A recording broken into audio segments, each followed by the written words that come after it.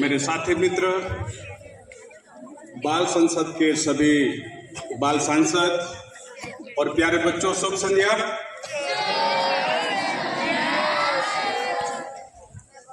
तो आज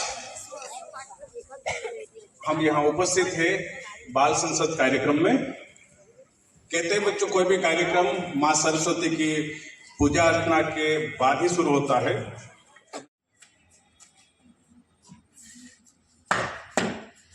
माननीय सभासदों, माननीय अध्यक्ष महोदय,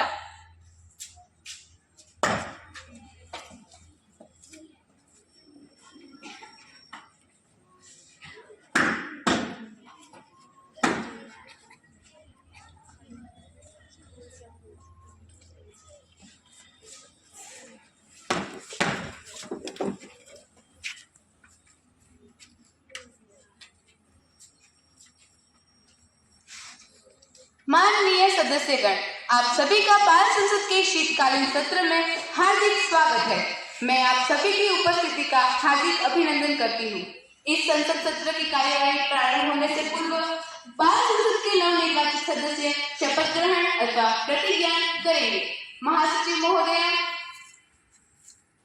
श्री विराज रावल जो राजस्थान के जैसलमेर संसदीय निर्वाचन क्षेत्र से निर्वाचित हुए हैं, शपथ ग्रहण अथवा प्रतिज्ञा करेंगे। विराज रावल शपथ ग्रहण।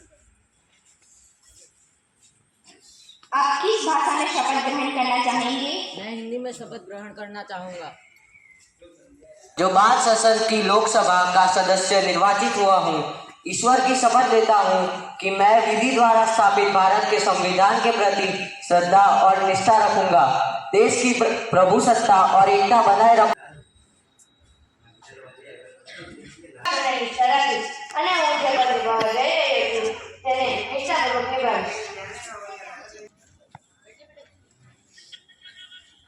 उद्योग जगत के लिए बल्कि पूरे देश के लिए एक अपूरणीय क्षति है।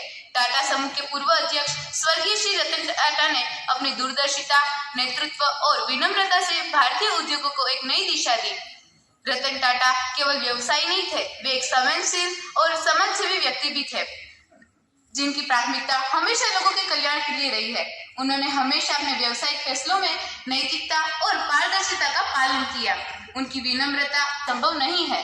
वे हमेशा एक प्रेरणा स्रोत रहेंगे और उनकी विरासत आने वाली पीढ़ियों को दिशा दिखाती रहेगी। उनको विनम्र श्रद्धांजलि।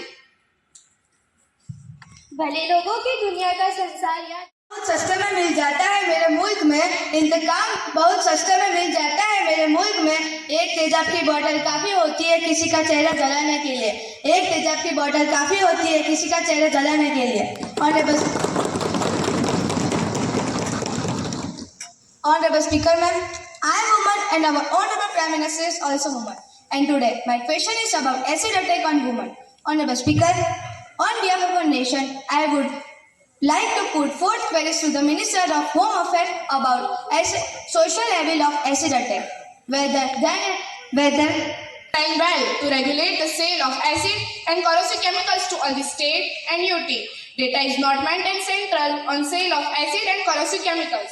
To regulate the sale of, Ministry of Home Affairs has circulated the nodal poison rule to all the state and UT.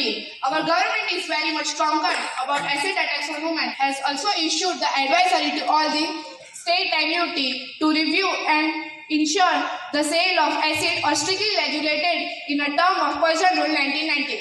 This will ensure that the acid is not used in the crime, as the government is taking the responsibility of this from the last 3 years, and we promise that in coming year there will be no acid attacks on women.